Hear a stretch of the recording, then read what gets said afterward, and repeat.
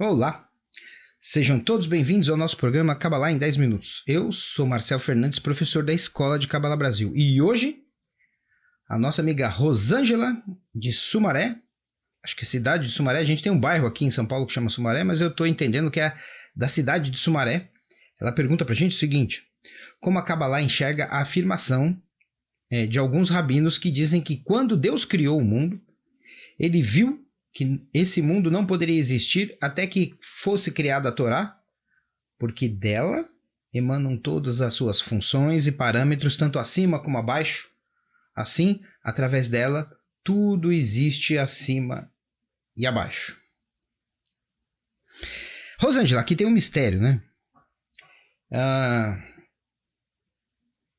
Existe uma maneira que os cabalistas escrevem que confunde muito a gente, que é uma maneira mais poética, mais simbólica, né? A Cabalá tem 4 linguagens, a gente não precisa entrar nisso aqui agora, que é um negócio meio complicado. Mas veja, como a Cabalá só trata daquilo que é espiritual, e quando eu digo daquilo que é espiritual, não são de conceitos sobre a espiritualidade, não. É sobre a experiência real dos cabalistas na espiritualidade.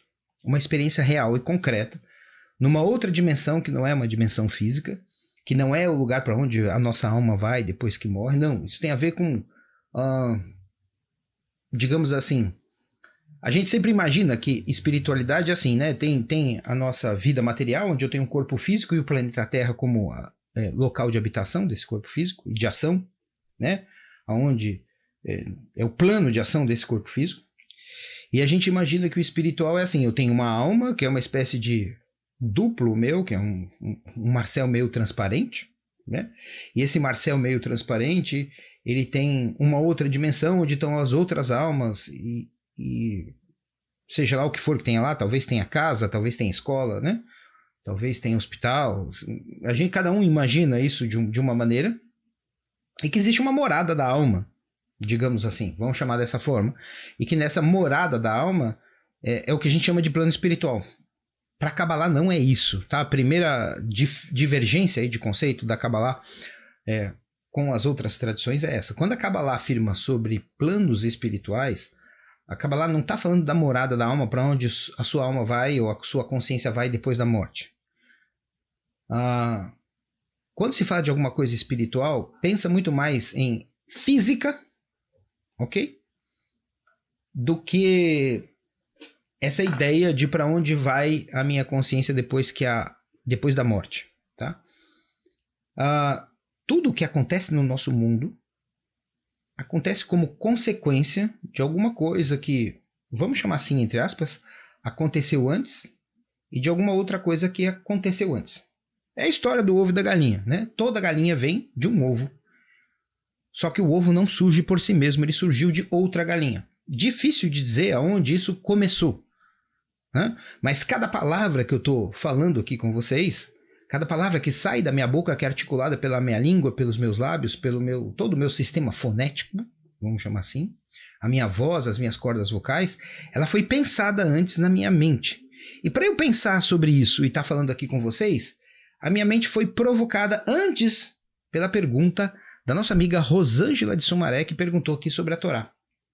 Então, como eu recebi esse estímulo através da pergunta da Rosângela, a minha mente reage a esse estímulo e agora está produzindo aqui uma explicação para atender o pedido ou a pergunta da Rosângela.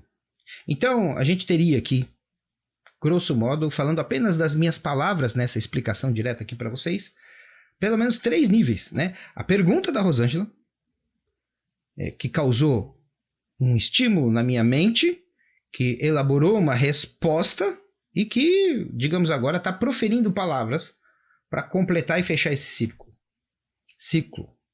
Então aqui a gente tem aí 4 níveis sequenciais até o nível da manifestação da minha resposta, que é o nível mais concreto de todos. E a gente poderia recuar ainda mais de por que será que a Rosângela teve esse questionamento? O que será que estimulou a Rosângela lá de Sumaré a fazer essa pergunta? Então, o que está acontecendo agora, enquanto eu respondo, é resultado de alguma coisa que aconteceu antes até da pergunta que a nossa amiga Rosângela fez pra gente. é mais ou menos assim, nessa sequência que eu apresentei aqui para vocês, que acontece aquilo que os cabalistas chamam de mundos espirituais. Tá bom? Então, tudo que a gente vai estudar na Kabbalah sempre vai ter uma outra conotação e às vezes a gente não tem muita possibilidade de entender um texto quando uma afirmação é feita de forma direta. Então, quando os rabinos dizem que o Criador viu que o mundo não poderia existir até que a Torá fosse criada, porque dela emanam todas as funções e parâmetros, tanto acima como abaixo, estou lendo aqui o texto da Rosângela, tanto acima como abaixo, e através dela tudo existe, o que a gente imagina? Que Deus está lá sentado no trono, criando o mundo, de repente ele coça a barba e fala, peraí, não vai dar certo isso daqui. Eu primeiro preciso desenvolver uma espécie de manual de instrução que vai conter todos os parâmetros, tanto acima como abaixo, né? Tanto nos mundos superiores, os mundos das causas, até o último mundo da consequência que é o nosso, tanto acima como abaixo, quer dizer isso. E através desta Torá é que tudo pode vir a existir, tanto acima como abaixo. Então, dá para nós uma impressão que primeiro virá a Torá, que depois dela emanará o mundo. Ou que tem Deus, que tem a Torá e que tem o mundo. Uma coisa meio assim. Ou que Deus estava fazendo a coisa e de repente percebeu que podia estar sendo um pouco ansioso, um pouco afobado, né? Um pouco antecipado, e de repente ele tem que dar um passo atrás, fazer a coisa com um pouco mais de calma. Ele tem que criar alguma coisa antes da criação principal, imaginando que o mundo fosse mais importante que a Torá, evidentemente aqui uma imaginação nossa. Na verdade, tudo já existe no Criador. As coisas não são muito... a gente fala assim, explica dessa maneira, causa e consequência, né? Primeiro uma coisa, depois a outra, que leva a outra. Mas essa é a nossa maneira de entender, porque nessa matéria que a gente vive, a gente está submetido ao tempo e ao espaço, e o Criador não está submetido a isso, porque foi ele que criou, inclusive, o tempo e o espaço, ele está acima disso tudo. Então, a ideia não é de que existe um livro muito poderoso chamado Torá, e que esse livro governa o mundo inteiro, e que o Criador colocou esse livro antes da criação do mundo. A ideia é que, digamos assim, tanto o Criador como a Torá são uma só coisa. Mas o que eu estou querendo dizer com isso? Veja, quando você pega uma obra de arte, suponha os Lusíadas, de Camões. Quando você pega Dom Quixote, de Cervantes, se você pegar uma escultura de Michelangelo ou uma pintura de Leonardo, quando você olha para a Mona Lisa, talvez seja o exemplo mais comum para nós, você está vendo Leonardo da Vinci ali. A Mona Lisa é uma expressão do próprio Leonardo. A Nona Sinfonia é uma expressão do que é a alma de Beethoven. Portanto, a Torá é uma expressão do próprio Criador. A Torá foi dada a Moisés não como ordens do Criador para a humanidade, como se o Criador fosse a governança do mundo transmitindo as regras do jogo. É muito mais do que isso. A Torá é uma expressão do próprio Deus. Então, quando é dito, como você colocou aqui, né, que dela emanam todas as suas funções e parâmetros, tanto acima como abaixo, nela estão expressas essas funções todas, esses parâmetros todos, nelas estão explicadas de que maneiras, de que formas o Criador criou, mantém e regula toda essa realidade. Como se fosse a Mona Lisa, expressando a genialidade de Leonardo, ou a Nona Sinfonia, expressando a grandiosidade de Beethoven. É isso que a Torá é. Não existe uma separação. Não é um livro que foi ditado por Deus a Moisés, ou um conjunto de 5 livros, né?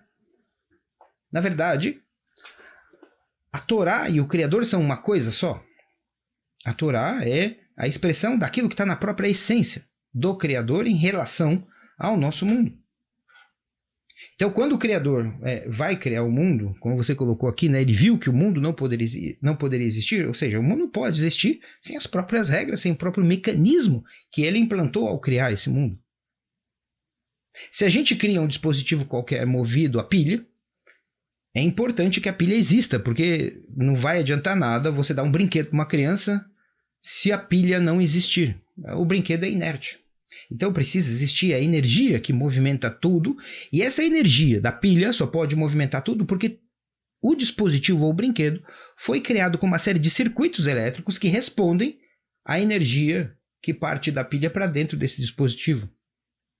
As coisas são uma coisa só. Uma coisa está conectada com a outra de maneira inegável, de maneira eterna. Então a Torá não é um livro que tem um poder mágico, como se fosse uma coisa do Harry Potter, que quando a gente abre sai uma luz assim e as mágicas começam a acontecer. Não, a Torá é uma expressão do próprio Criador, assim como Dom Quixote é uma expressão de Cervantes. Tá bom? Espero ter ajudado. Peço que vocês continuem encaminhando para nós as perguntas, vocês da rádio, através do WhatsApp da rádio. E se alguém estiver assistindo a gente pelo YouTube, pode colocar aqui embaixo, como comentário nesse vídeo, as perguntas que a gente vai, na medida do possível, encaminhar e responder aqui para vocês. Muito obrigado e até o nosso próximo programa, Cabalá em 10 minutos.